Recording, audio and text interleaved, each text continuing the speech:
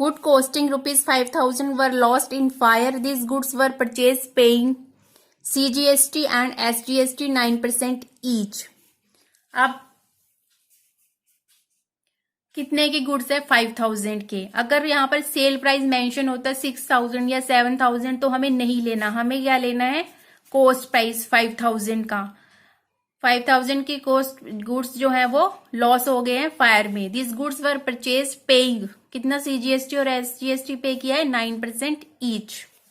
तो इसकी क्या जनरल एंट्री होगी?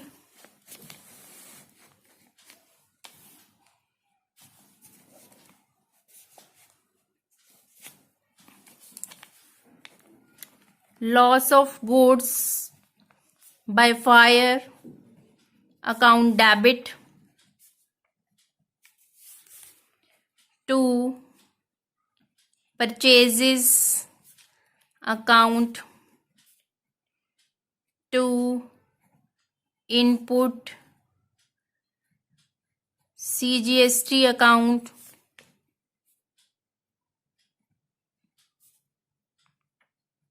SGST account being goods lost by fire and CGST and SGST paid at the time of purchase reversed. Lost of goods by fire account को हमने debit किया है। हुआ क्या है? 5,000 के जो गुड्स हैं वो आग लगने की वजह से डैमेज हो चुके हैं, तो ये बिजनेस का लॉस है। नॉमिनल अकाउंट है। नॉमिनल अकाउंट के लिए गोल्डन रूल्स ऑफ अकाउंटिंग क्या कहती है? Debit all the expenses and losses. इसलिए lost of goods by fire account को डेबिट किया। कैलकुलेशन क्या होगी इसकी? 5,000 पे सीजीएसटी 9% कितना आ जाएगा? 450। इसी तरह एसजीएसटी 5,000 पे 9% 450, 5,900। तो इसको लिखेंगे 5,900 हमने lost of goods by fire में। परचेजेस अकाउंट को हम करेंगे क्रेडिट। परचेजेस अकाउंट को हमने क्रेडिट इसलिए किया है, जिस गुड्स को हमने सेल करके, सेल प्राइस पे सेल करके प्रॉफिट अर्न करना था, वो गुड्स आग की वजह से जो है डैमेज हो चुकी हैं, खत्म हो चुकी हैं। इससे क्या हुआ? बिजनेस की टोटल परचेज क्या हो गई है? कम। कितने अमाउंट से कम हुई है? 5,000 से, जो कि गुड्स की कॉस्ट है। इनपुट सीजीएसटी अकाउंट और इनपुट एसजीएसटी अकाउंट को हमने यहां पर क्रेडिट क्यों किया है? क्योंकि जब इन गुड्स को परचेज किया था तो सीजीएसटी और एसजीएसटी को हमने पे किया था उस टाइम पे। ये परचेजर के लिए कॉस्ट नहीं है, परचेजर के लिए एसेट ट्रीट होती हैं ये, क्योंकि गुड्स खत्म हो चुके हैं। इसलिए इनपुट सीजीएसटी और इनपुट एसजीएसटी अकाउंट को हम क्रेडिट कर रहे हैं। इसका दूसरा रीजन ये है, जो कि हमने मॉडर्न अप्रोच में पढ़ा है, कि जब भी एसेट में डिक्रीज होगा तो एसेट को हम क्या करेंगे? क्रेडिट करेंगे। इसलिए इनपुट सीजीएसटी और इनपुट एसजीएसटी अकाउंट को हमने कर दिया है क्रेडिट। नेक्स्ट देखिए, purchase stationery for ₹1,000 against cash paying CGST SGST 9% each. अब स्टेशनरी परचेज की है, printing and stationery, paper based stationery जो भी होगी उस पर सीजीएसटी और एसजीएसटी जो है 9% पे किया जाएगा। यहां पर आ जाएगा stationery account debit input CGST account debit input SGST account आ जाएगा debit to cash, being the stationery purchased.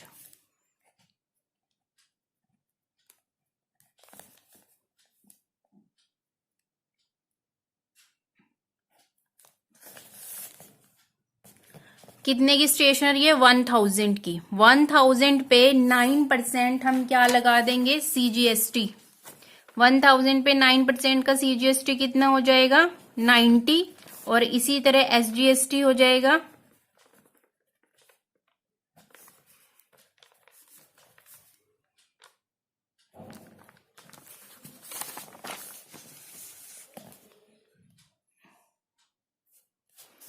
90 CGST और 90 SGST।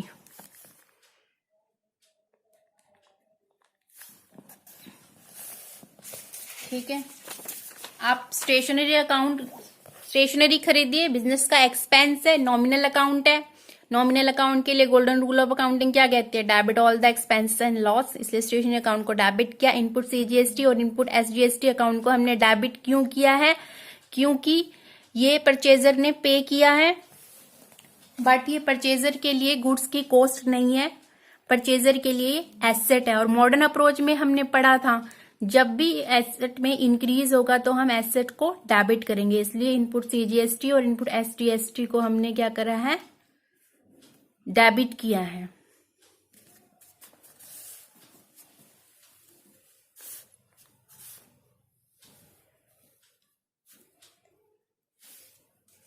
नेक्स्ट देखिए, commission paid ₹9,000 along with CGST and SGST 9% each.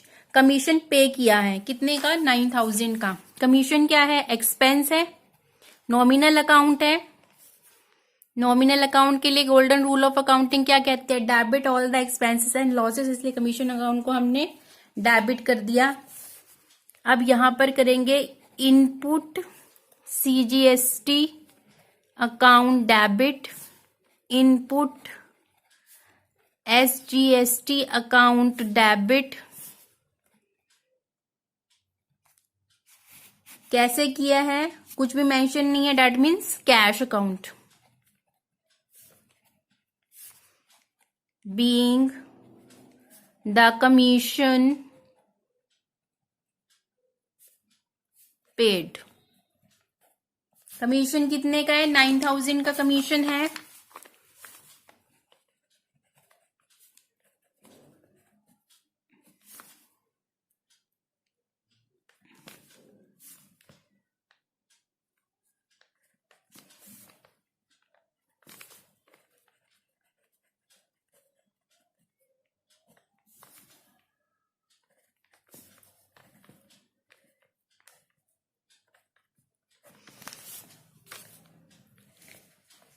Commission में कितना आ जाएगा? 9,000। इनपुट CGST में कितना आएगा? 810। SGST में आ जाएगा 810। कैश अकाउंट में टोटल 10,620। अब क्या हुआ है? कमीशन पे किया है, ठीक है। उस पर कमीशन पे करने पर CGST और SGST अकाउंट CGST और SGST जो है 9% ईच से पे किए गए हैं। तो ये दोनों चीजें CGST और SGST पेड वो कमीशन का पार्ट नहीं है, बट ये क्या है? ये परचेजर के लिए एसेट है। और मॉडर्न अप्रोच में हमने पढ़ा था जब भी एसेट में इंक्रीज होगा तो हम एसेट को डेबिट करेंगे। इसलिए इनपुट CGST अकाउंट को भी डेबिट किया है और इनपुट SGST अकाउंट को भी हमने डेबिट किया है। नेक्स्ट देखिए, commission received ₹18,000 by cheque along with CGST and SGST 9% each. अब यहां पर क्या करना है? बाय चेक कमीशन हमें रिसीव्ड हुआ है। कमीशन रिसीव्ड क्या है? इनकम है, चेक से रिसीव हुआ है। बैंक अकाउंट को करेंगे डेबिट। बैंक अकाउंट को डेबिट क्यों कर रहे हैं? बैंक क्या कर रहे हैं? कमीशन रिसीव कर रहे हैं। बैंक के पास आ रहा है चेक, बैंक है रिसीवर। रूल क्या कहता है? Debit the receiver. अब to commission received account to output CGST account to output SGST account being the commission received। अब कैलकुलेशन देखिए इसकी, 18,000 है, 18,000 पर 9% का CGST,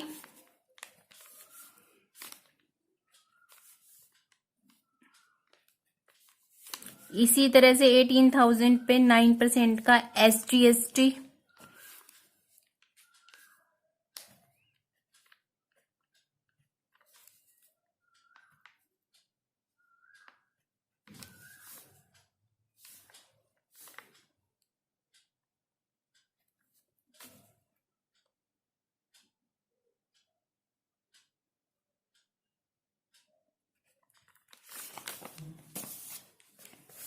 जब हमें कमीशन रिसीव्ड हुआ है तो उस पर CGST और SGST 9% ईच का जो है हमें कलेक्ट किया है हमने, ठीक है, कलेक्ट होगा ना क्योंकि ये इनकम है।